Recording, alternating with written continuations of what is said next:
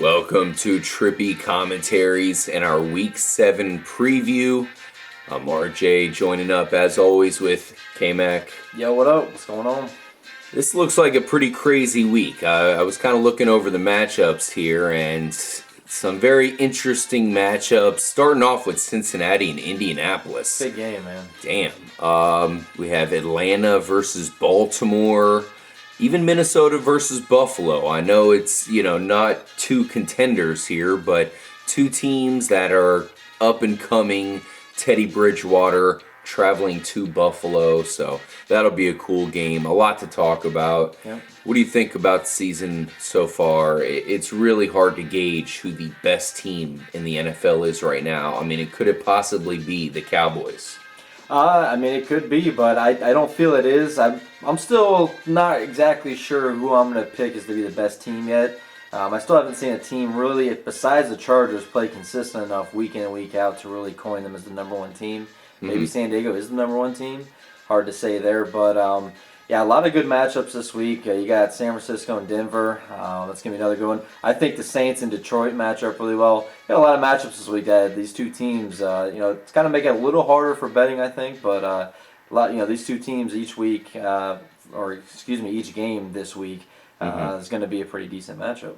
Yeah, so let's go ahead and kick it off with Cincinnati versus Indianapolis. Hell, one of the best games of the week. Very crazy matchup because Cincinnati really needs a victory coming off of a tie. Yeah. And all of a sudden their defense is coming up lame. That's one of the things that was the driving force between them and possibly a Super Bowl run at least. They don't have A.J. Green, so that's definitely going to take a little bit off their offense. Can they keep up with Indianapolis in the Lucas Oil Field Stadium, whatever the hell they call it? I don't think they can. Indy is favored by 3 points. Kyle, what do you foresee? I'm taking Indy in this one. I think they will cover. I agree with you. In Indy, we saw T.Y. Hilton go off. Obviously, Cincinnati's going to have to try to stop him from making those big plays like he did last week against Houston. So if they can pull that off, maybe they have a chance in this game. I just don't feel that without A.J. Green on the offense. I feel Gio Bernard, Mohamed Sanu are good enough to put up some points. But Indy at home, even if Cincinnati somehow gets a lead early in the game, Andrew Luck's going to do what he does best and come back. Now, we don't normally give scores in our predictions here, but this is actually a game I'm interested to see, or at least hear what score you think it would be. Because, are you looking at it from a high-scoring perspective? Because I could see it both ways. Neither defenses are impressing me right now, but they're both also capable of being ball control to keep it away from each other's hands. Well, yeah, and exactly. Cincinnati obviously is going to want to run the ball, keep Indy off the field. But as we know in the AFC, it ends up becoming a shootout eventually. You got quarterbacks, you got a lot of good receivers. Yeah. I'm thinking maybe like a 31 to 20 or 23, somewhere in that range there. I think Cincinnati is going to be able to score some touchdowns against Indy's defense. But like I said, I think Indy's going to end up, even if they're down in the beginning, they're going to end up coming back. And as we saw last week, they might just end up taking off out of nowhere with T.Y. Hilton. So. And he's very dangerous, and he can easily turn the game around. Yeah, I like him to have a repeat performance. Reggie Wayne looks great, but they do need to save him for the playoffs. I think they're starting to get hot enough to know that they're going to win that division hands down easily. And they're going to need Reggie Wayne for the long run. So lean on T.Y. Hilton. He's very capable. This guy looks amazing right now, at least coming off that last game against Houston. I think he's going to have another big game. I like Indy. 3 points is nothing because they're going to win by probably 7 or so. Tennessee traveling to Washington. Now, Washington's favored by 5.5 points. I don't see how you can do that with that team in shambles right now. Kirk Cousins is not the answer. I'm sure they can't wait to get RG3 back. This is a game where I'm picking Tennessee, the upset special on the road. Kyle, I have a feeling you might be thinking the same thing. Yeah, I am. 5.5 points. I don't know if Washington is that much better than Tennessee. Obviously, I feel they're going with because Washington is at home. They get that advantage there. But I like Tennessee right now, man. I do. I think they're finally getting together with the receiving core. We've been waiting forever for Justin Hunter to actually get on that outside where he belongs and be an every down receiver. And they might get Jake Locker back. If not, I thought Whitehurst looked good enough last week to win a game, especially against the Washington offense that is it has the potential to give up a few turnovers to Tennessee's defense. Yeah, it was good to see Jarrell Casey have a good game last time out as well. Their big defensive tackle, that's definitely a good sign for their defense. Yeah. Because that's one thing we were optimistic about here at Trippy Commentaries was the Tennessee defense. It's like you have Jake Locker and a bunch of these young tools, Bishop Sankey, Justin Hunter. They have some players in place in offense, but as long as that defense is good, that's really the main thing. The rest will come. And I think we might see them actually have a good game against Washington. Getting Jordan Reed back there in Washington, that scares me a little bit. That could be an X factor. So that's certainly an interesting aspect to the game. I'm not sure if Tennessee's going to win it outright. That could be 50-50. But to stay within 5.5 points, I definitely would put my money on Tennessee. And I think they're going to win the game as well. Let's go ahead and move on to Miami traveling to Chicago, who is favored by Trippy. This is a crazy game as well. Miami has a little bit of momentum coming in. I feel like they played pretty good last time out. Of course, despite coming up short to Aaron Rodgers, it happens. A good team, yeah. Yeah, I mean that's going to happen against Aaron Rodgers. That was one of those all-time games. Chicago, they need to win at home. K-Mac. I'm going with Chicago in this one to cover the 3.5. At home, I feel the Bears are kind of rolling here. They looked good last week. We saw a lot of big plays from the receivers, and Matt Forte looked, really good, kind of what we saw from him last year.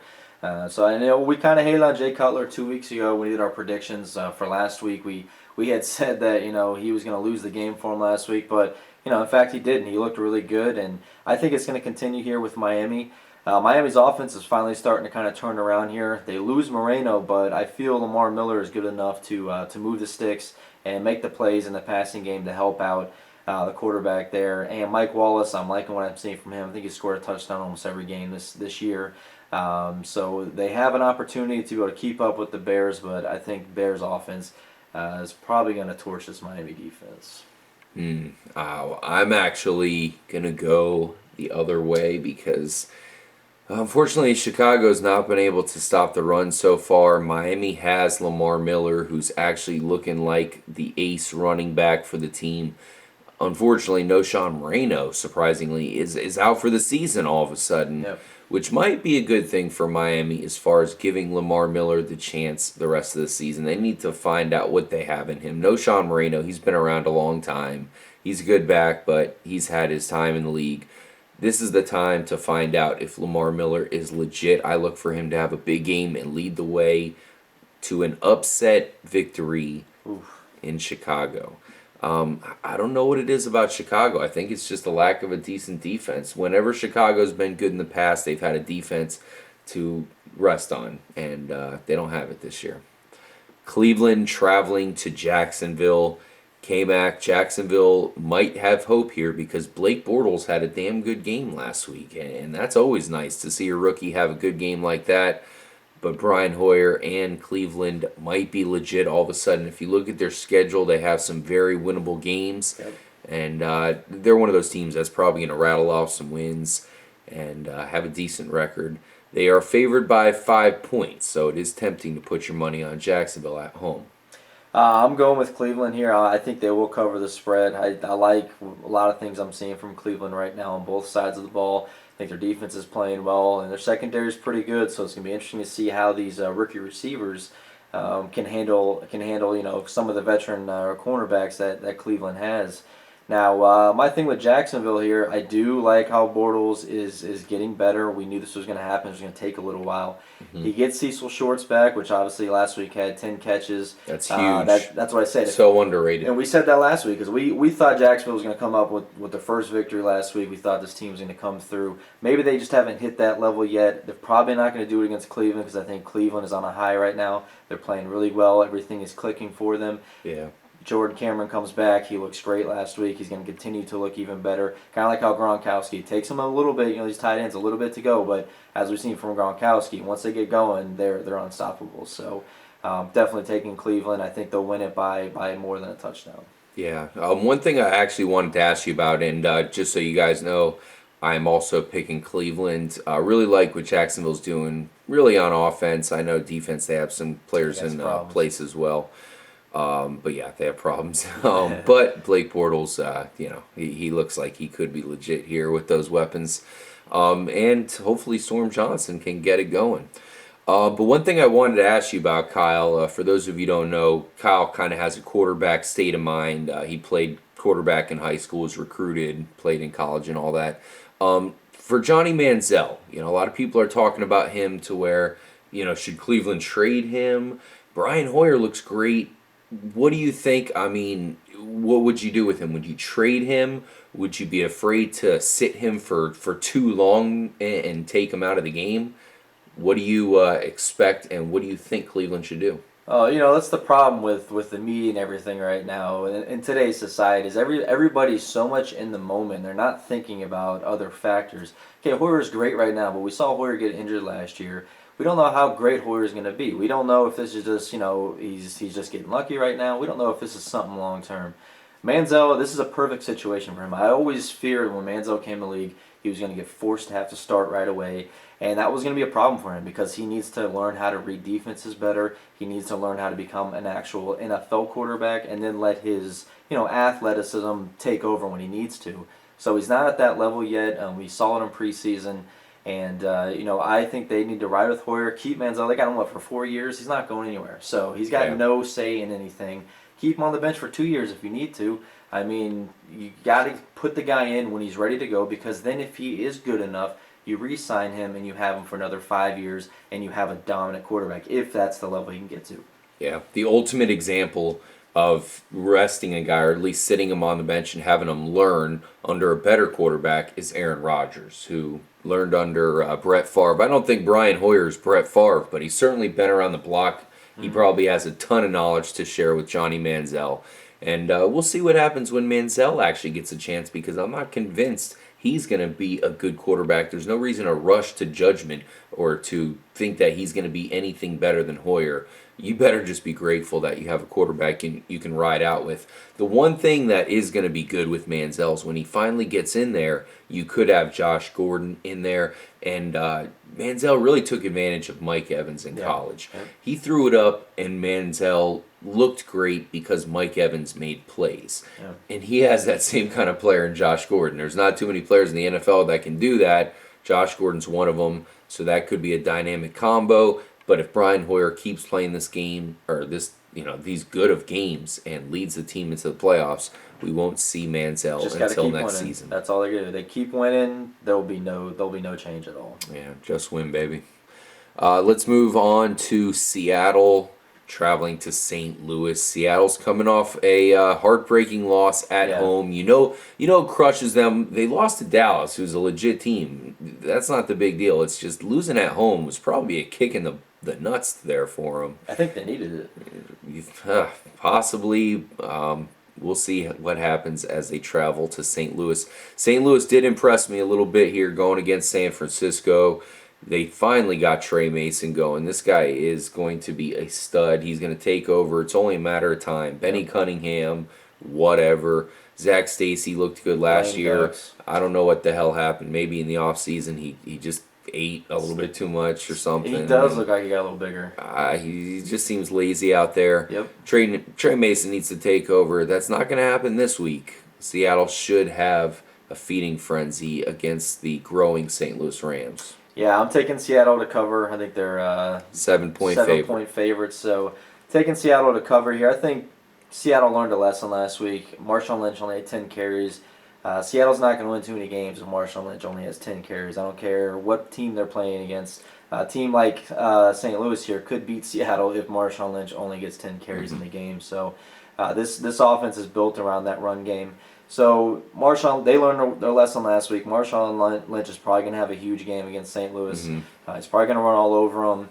And that's going to help everybody else in the offense. You're going to see Russell Wilson's numbers go up once Lynch gets more carries. Now, Yeah. St. Louis, I mean, you like what you see. I'm liking what I see from Davis. I think he's a good quarterback. I think he's a guy who's going to get better as his career goes on in the NFL here. But they just can't finish. They're a team that has not been able to play a full game. Usually second half, they don't look the same at all.